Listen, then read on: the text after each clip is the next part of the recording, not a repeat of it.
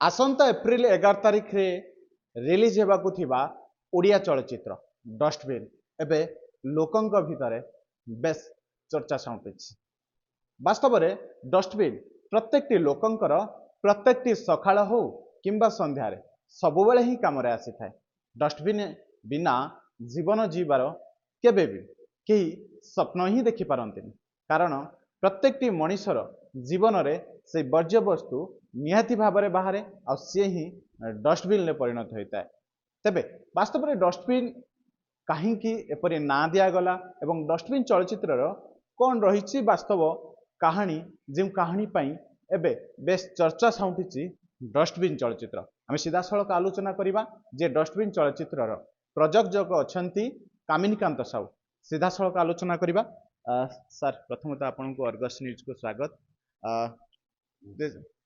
Sir कौन कहे जे आज जो डस्टबिन को लेकिन चर्चा होची ओडिशा रे चर्चा आरंभ होती जे एक नुआ चलचित्र आसूची भिन्न रंगर भिन्न कहानी नहीं कि आसूची डस्टबिन। वास्तव में डस्टबिन चलचित्र करिवार कौन आवश्यक पड़ला एवं कौन ये ट्विस्ट रही चलचित्र रे? डस्टबिन गोटे नियारा समस्त लाइफ पे नियारा कहीं आम बहुत क्षेत्र तक इग्नोर करूँ किंतु से आमर बहुत कम लगे जहाँकि आम घर को आसुवा सबू जिनस को जार सब वर्ज्य वस्तु आकार आम घर बाहर को जाए किंतु आम इग्नोर करें तो गुरुत्व दौ न था जहाद्वारा कि आम घर सिक्रेट सब डस्टबिन थ्रू जाए। बहुत एमती उदाहरण रही बहुत लोकंकर घर कहानी मर्डर मिस्ट्री लव स्टोरी आउ एमती माने बहुत जिनस सिक्रेट कथा गुड़ाक से डस्टबिन थ्रू रे बाहर को जाए। जदि जन डस्टबिन को सिक्रेट करे गोटे घर सब कहानी जना पड़े। ए डस्टबिन कहानी रही जहाँकि गोटे बहुत बढ़िया लव स्टोरी गोटे मर्डर मिस्ट्री आउ बहुत सस्पेंस आपणकर आरंभ शेष पर्यटन जन जापर कि कही भी पारनि या पर कौन हो पार जहाँकि आम गोटे साधारण कथा को अनुमान कले आम ओडिशार जो प्रकार शिक्षार अवस्था किंतु तार मान्यता कौन पाँच जड़े ओडिया एम करी कौन तार शिक्षार योग्यता अनुजाई जो से चाकरी पाऊनी से बाध्य डस्टबिन ओलिया गोटाऊँच आउ शेष से ओलिया गोटे एजुकेटेड हिसाब से गोटे ताकू रिसर्च करी केमती से रिविल करुच्ची केमी से भल पाऊँच ए डस्टबिन कहानीर मूल कथा। आउ एप्रिल 11 रिलीज होची सब कथा कहले तो आपण मान सस्पेंस कमिज आपण मैंने एप्रिल 11 आसले मूवी देखले जानीपारे ए कहानी निश्चित भाव में जे एप्रिल 11 रिलीज हम प्रत्येक लोकों भितर दर्शक भितर से उत्कंठा रही।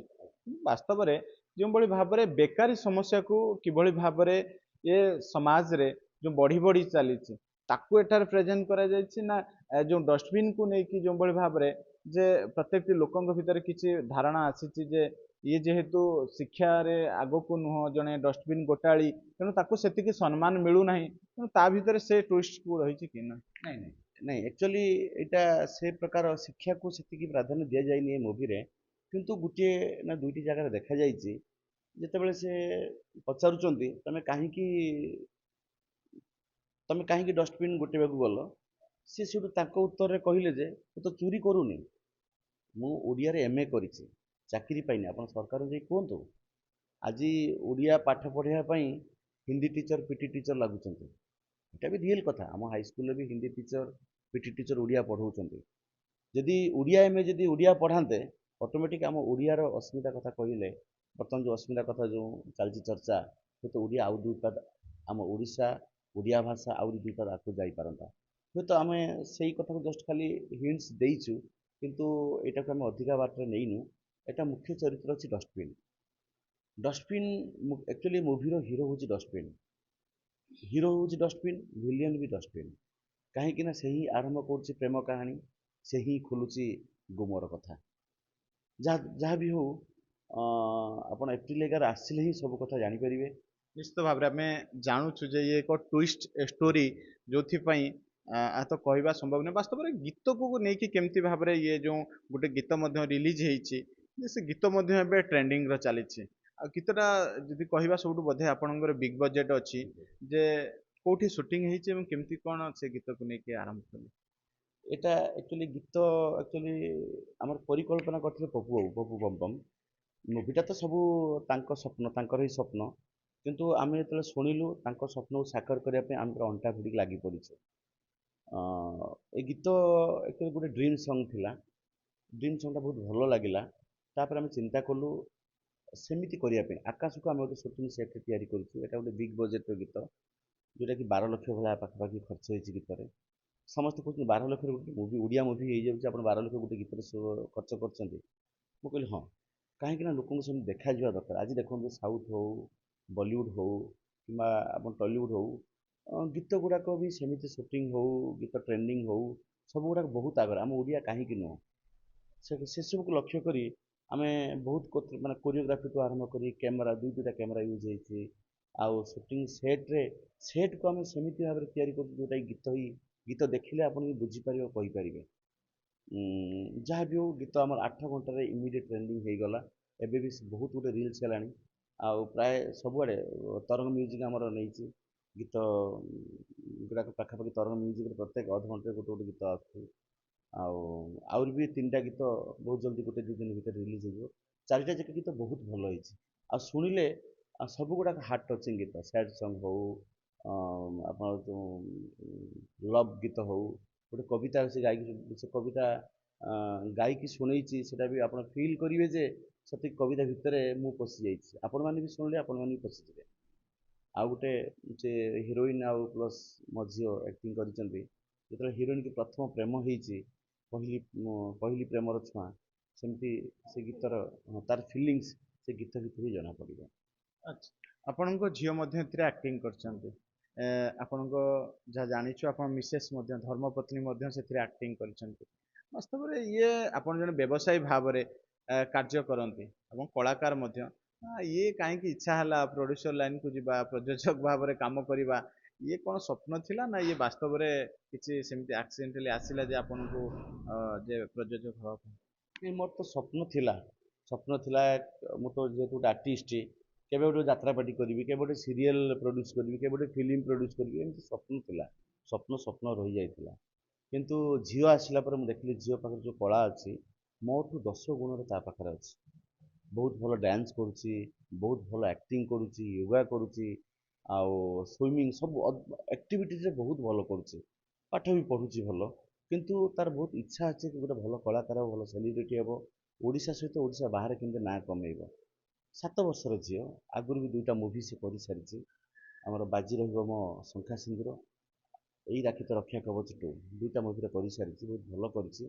ସେଥିପାଇଁ ତାକୁ ନେଇ ମୁଁ ଯେତେବେଳେ ଭାବିଥିଲି ବଡ଼ କ୍ୟାରେକ୍ଟର ମୁଭି କରିବା ପାଇଁ, ତାପରେ ଡଷ୍ଟବିନ୍ ସଂସ୍ପର୍ଶରେ ଆସିଲି, ପପୁ ବାବୁଙ୍କ ସଂସ୍ପର୍ଶରେ ଆସିଲି, ଡଷ୍ଟବିନ୍ର କାହାଣୀ ଶୁଣିଲି। ତାପରେ ଇଚ୍ଛା କଲି ଯେ ଆଉ କେମିତି ଲୋକମାନଙ୍କ ପାଖରେ କେମିତି ଭଲ ଭାବରେ ପହଞ୍ଚି ଯାଇପାରିବ। ସେମିତି ବି କାହାଣୀ ହେଇଛି, ପ୍ରଥମରୁ ଶେଷ ପର୍ଯ୍ୟନ୍ତ ସେମିତି କାହାଣୀ ହେଇଛି। ନିଶ୍ଚିତ ହଲ୍ରୁ ବାହାରିଲା ବେଳେ ଗୀତ ଗୁଡ଼ାକ ତ ମାଇଣ୍ଡରେ ତ ସବୁବେଳେ ଚାଲିଥିବ, ପ୍ଲସ୍ ଷ୍ଟୋରି ଲାଇନ୍ ବି ସେମିତି ମାଇଣ୍ଡରେ ଚାଲିଥିବ, ଯେଉଁଟାକି ସମସ୍ତଙ୍କୁ ପ୍ରେରଣା ଦେବ।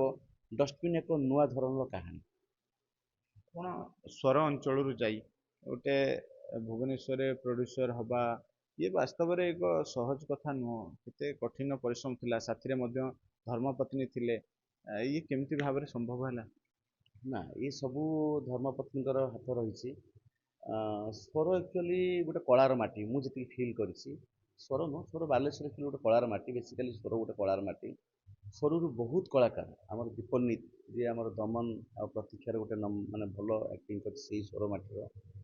ମୁଁ ସ୍ୱର କଲେଜ ଡ୍ରାମାଟିକ୍ ସେକ୍ରେଟାରୀ ଥିଲି। ସେବେଠୁ ମୋର ଇଚ୍ଛା ଥିଲା ବହୁତ ବଡ଼ କଳାକାର ହେବା ପାଇଁ। ଏନ୍ଏସ୍ଡିରେ ଯାଇକି ପାଠ ପଢ଼ିବା ପରେ ମୋର ସ୍ୱପ୍ନ ଥିଲା। ଏନ୍ଏସ୍ଡିରେ ତ ମୁଁ ପାଠ ପଢ଼ି ପାରିଲିନି, କିନ୍ତୁ ଏନ୍ଏସ୍ଡି ଯାଇକି ମୁଁ ଡ୍ରାମା କରିଛି। ତାପରେ ଯେତେବେଳେ ରୋଜଗାର ପାଇଁ ମୁଁ ବାହାରିଲି, ସେତେବେଳେ ରୋଜଗାର ପାଇଁ ବହୁତ, ସେତେବେଳେ 2001-2ରେ ବୋଧେ ସେତେ ସ୍କୋପ୍ ନଥିଲା। ତାପରେ ମୁଁ ଚାକିରି କଲି, ଚାକିରି ପୁଣି ଆରମ୍ଭ କଲି ବିଜନେସ୍କୁ କେମିତି ଆଗେଇବା ପାଇଁ। ନିଶ୍ଚିତ ଭାବରେ, ତ ଆମେ ନିଶ୍ଚିତ ଭାବରେ ପ୍ରଯୋଜକଙ୍କ ସହିତ କଥା ହେଉଥିଲେ। ନିଶ୍ଚିତ ଭାବରେ ତାଙ୍କର ଯେଉଁ ଧର୍ମପତ୍ନୀ ଅଛନ୍ତି, ଜଣେ କଳାକାର, ଏବଂ ସେ ଯେ ମଧ୍ୟ ପ୍ରଯୋଜକ ଭାବରେ କାର୍ଯ୍ୟ କରନ୍ତି, ପ୍ରଯୋଜିକା ଭାବରେ। ଆଜ୍ଞା, କ'ଣ କହିବେ? ଆପଣ ରାତି ରାତି ବୁଲନ୍ତି, ଯାହା ଆମେ ଶୁଣିଛୁ। ରାତିରେ ହିଁ ସୁଟିଂ ସେଟ୍କୁ ଯାଆନ୍ତି, ରାତିରେ କଳାକାରଙ୍କ ସହିତ ମିଶନ୍ତି, ସୁଟିଂ ମଧ୍ୟ କରନ୍ତି। କେତେ କଷ୍ଟଦାୟକ ଥିଲା? ନମସ୍କାର। ନା, କଷ୍ଟ ମାନେ ସୁଟିଂଟା ଏମିତି ଥାଏ ଯେ ମୋତେ ଆର୍ଲି 6ଟାରୁ ଯିବାକୁ ପଡ଼େ। ବେଳେ ବେଳେ ବେଳେ 5:30 ଯାଏ, କାରଣ ଝିଅର ସେଇ ସମୟରେ ରହେ। କାରଣ ଆମର ଏଇ ଫିଲ୍ମରେ ଆମେ ସିନ୍ ଗୁଡ଼ାକ ମାନେ ଯୋଉ କ୍ଲାଇମେଟ୍ ହଉ କି ଆପଣ ଡେ ନାଇଟ୍ର, ଇଭିନିଂର, ମର୍ଣ୍ଣିଂର ସବୁ କଥା ବି ପ୍ରାକ୍ଟିକାଲ ଆମେ କରିଛୁ। ସେମିତି ନାହିଁ ଯୋଉ ଆର୍ଟିଫିସିଆଲ ଆମେ କିଛି କରିନୁ। କୁହୁଡ଼ିଟା ଦରକାର, ଆମେ କୁହୁଡ଼ି ଟାଇମରେ ହିଁ ପହଞ୍ଚିକି କୁହୁଡ଼ିରେ ସୁଟିଂ କରିଛୁ। ଇଭିନିଂର ମାନେ ସୂର୍ଯ୍ୟ ଅସ୍ତ ହେଇଯାଉଥିବ, ଆମେ ସେ ଅସ୍ତ ଜାଗାରେ ହିଁ ପହଞ୍ଚିକି ସେମିତି ସୁଟିଂଟା କରିଛୁ।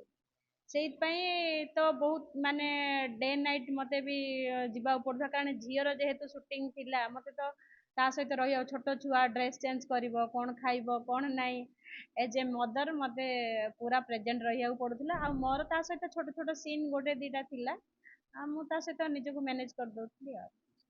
ସ୍ୱାମୀଙ୍କର ଇଏ ସହଯୋଗ ଆଉ ପ୍ରଯୋଜିକା ହବା ଆଉ ସେଥିରେ କଳାକାର ଭାବରେ କାମ କରିବା କେତେ ସପୋର୍ଟ ଥିଲା ସ୍ୱାମୀଙ୍କର ସେ? ନା, ମୋ ସ୍ୱାମୀ ତ ପୁରା ଭଗବାନ। ସିଏ ବହୁତ ମାନେ ଜଣେ ମଞ୍ଚ କଳାକାର, ବହୁତ ମାନେ ତାଙ୍କ ମାନେ ସମାଜକୁ ସିଏ ହୁଏତ ବଡ କଳାକାର ଆସି ପାରୁନାହାନ୍ତି, ଆମେ ଯେମିତି ଅଲିଉଡ କୁହନ୍ତୁ କି ବାକି ବାରେ, କିନ୍ତୁ ସିଏ ଗୋଟେ ବହୁତ ବଡ ମଞ୍ଚ କଳାକାର। ସେ କଲେଜ ଲାଇଫରୁ ହିଁ ସେ ଡ୍ରାମା କରି ଆସୁଥିଲେ।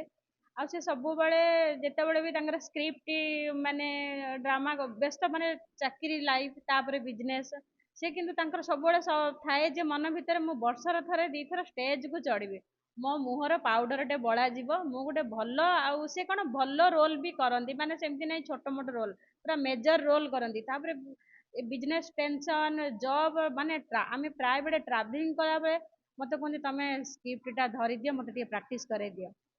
ମୁଁ ତାଙ୍କ ଅପୋଜିଟରେ ରୋଲ୍ କରୁନା, କିନ୍ତୁ ତାଙ୍କ ଅପୋଜିଟରେ ନାୟିକା ସାଜି ମୁଁ ତାଙ୍କୁ ସବୁବେଳେ ରୋଲ୍ ପ୍ରାକ୍ଟିସ୍ କରେ। ଆମେ ଏମିତି ଟ୍ରାଭେଲ ବି କରୁଥିବୁ, ବେଡରୁମରେ ଶୋଇଲା ବେଳେ ରାତି 12ଟାରେ ବି ପିଲାମାନଙ୍କୁ ମୁଁ ଶୋଇ ଦେଇକି ନାଇଁ ତମର ରୋଲ୍ଟା ମୁଁ ଘୋଷା କରିଯାଏ। ତାପରେ ମୁଁ ବି ଛୋଟ ଛୋଟ ମିଷ୍ଟେକ୍ ମୁଁ ତାଙ୍କର କୁହେ ଯେ ନାଇଁ ଏଇ ଡାଇଲଗଟା ଏମିତି କହିଥିଲେ ହେଇଥାନ୍ତା, ସିଏ ବହିରେ ଯାହା ଲେଖା ହେଇଛି ହଉ ନା, ତମେ ରିଏଲ ଲାଇଫରେ କୁହ।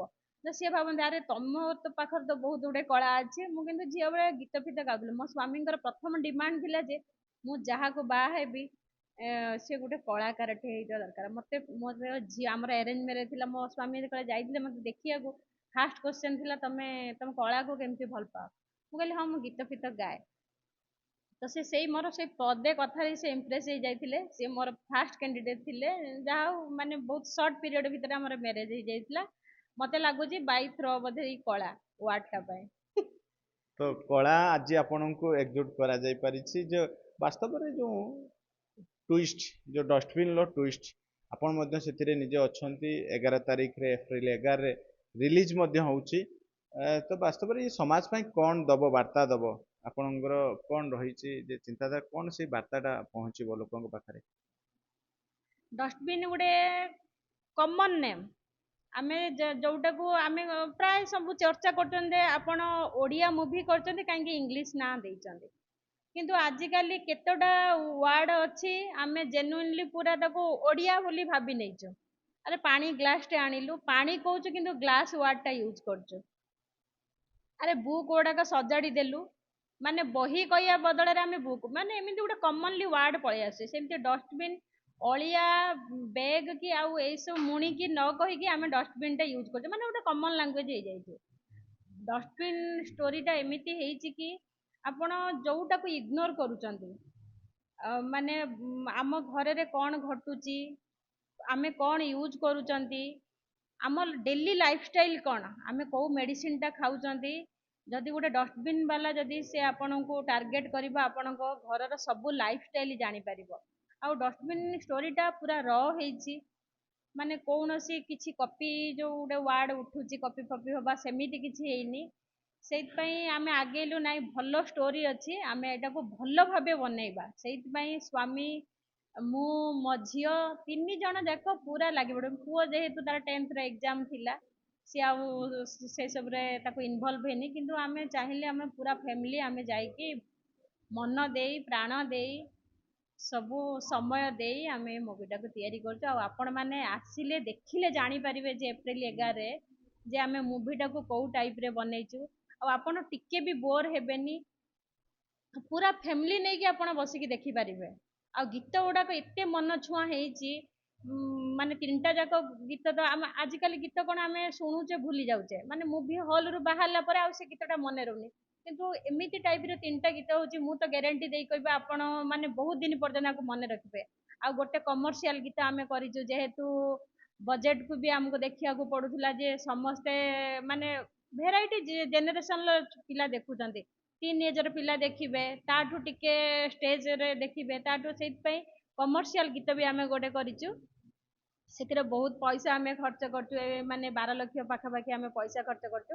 ଆପଣ ମାନେ ତ ଦେଖିପାରୁଥିବେ ତାର ବହୁତ ମାନେ ଭିଉ ହେଇଗଲାଣି, ବହୁତ ଟ୍ରେଣ୍ଡରେ ଆସିଗଲାଣି। ଆଉ ନିଶ୍ଚିତ ଭାବରେ ଯେ ଆମେ ଗୋଟେ ପର୍ସନାଲ କଥା ଶେଷ ପ୍ରତିକ୍ରିୟା ନବା, ବାସ୍ତବରେ ଆପଣଙ୍କ ସ୍ୱାମୀ ସ୍ତ୍ରୀଙ୍କ ଭିତରେ କେବେ ଝଗଡ଼ା ହେଇନି? ସ୍ୱାମୀ ସ୍ତ୍ରୀ ଗୋଟେ ଏମିତି ସମ୍ପର୍କ ନା, ଏତେ ଭଲ ପାଇବା ରହିବ ମାନେ କିଛି ନା କିଛି ଟିକେ ରହିବ, ମାନେ ଭଲ ପାଇବାଟା ସେଇଠୁ ହିଁ ବଢେ। ଯଦି ମୁଁ ରାଗିବିନି ରୁଷିବିନି ମୋ ସ୍ୱାମୀ ମତେ କେତେ ଭଲ ପାଉଛି ମୁଁ ଜାଣିପାରିବିନି।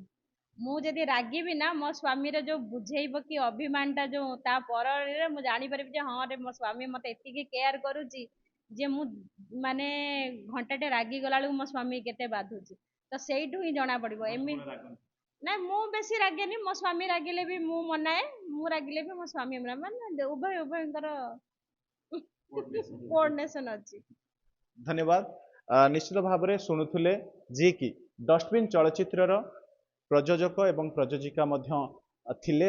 ସିଧାସଳଖ ଯେଉଁଭଳି ଭାବରେ ଯେ ଲୋକଙ୍କ ଭିତରେ ଯେଉଁ ସସ୍ପେନ୍ସ ରହିଛି ଯେ ଡଷ୍ଟବିନ୍ ଚଳଚ୍ଚିତ୍ର କେମିତି କାହାଣୀ ନେଇକି ଆସୁଛି ଏବଂ ଯେଉଁ ଡଷ୍ଟବିନ୍କୁ ନେଇ ଚର୍ଚ୍ଚା ହେଉଛି ଯେ ବାସ୍ତବରେ ସେ ଚଳଚ୍ଚିତ୍ରରେ କ'ଣ କ'ଣ ନୂଆ ଟ୍ୱିଷ୍ଟ ରହିଛି ତା ମଧ୍ୟ ଏପ୍ରିଲ 11ରେ ଦେଖିଲା ପରେ ନିଶ୍ଚିତ ଭାବରେ ଯେଉଁ ପ୍ରତିକ୍ରିୟା ଦେଉଥିଲେ ଯେ ଡଷ୍ଟବିନ୍ ଚଳଚ୍ଚିତ୍ର ଏକ ଭିନ୍ନ ରଙ୍ଗର ଏବଂ ଭିନ୍ନ ଢଙ୍ଗରେ ଯେ ବାସ୍ତବିକ ଯେ ଓଡ଼ିଆ ସଂସ୍କୃତି କଳାକୁ ନେଇକି ଏ ଚଳଚ୍ଚିତ୍ର ତିଆରି ହେଇଛି ଏବଂ ପ୍ରତ୍ୟେକଟି ଓଡ଼ିଆଙ୍କ ମନରେ ପ୍ରତ୍ୟେକଟି ଲୋକଙ୍କ ଭିତରେ ସେ ମନ ଛୁଆଁ ହେଇପାରିବ। ବାଲେଶ୍ୱର ଜିଲ୍ଲା ସ୍ୱରରୁ ଗୋଆଧର ସାହୁ, ଅର୍ଗସ୍ ନ୍ୟୁଜ୍। जदि आपंक आम भिडी भल लगा तेब आम चैनल को लाइक शेयर और सब्सक्राइब करने को जमा भी भूलु नहीं।